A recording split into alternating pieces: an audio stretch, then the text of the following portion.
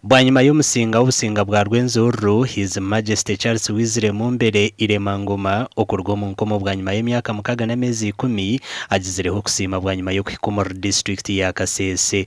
Omu kugamba kwe Omusinga hire yo kusasira hamaka g'abakumi b'Obusinga bayisurwe hamwe n'abasurukara agaferiirwe amagara gabo obahabaho kurwanagana aha kikari kye omu mwaka gw'2016. Okurwanagana oku abantu bari kurenga muri igana bakafa.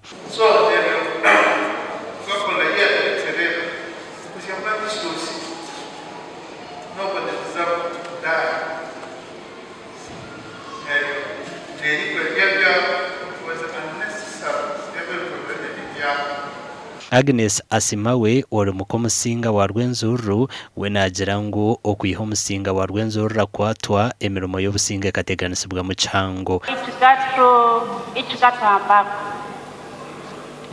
And greatly it affected our faith physically, but emotionally, because we knew that our God was our strength,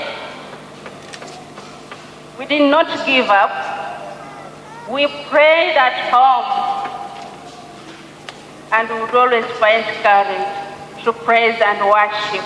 Asimawe nagira ngo hati nuko kire emirimo y'Obusinga okutandika busya ombyenzarwa hamwe n'emyogo endijo.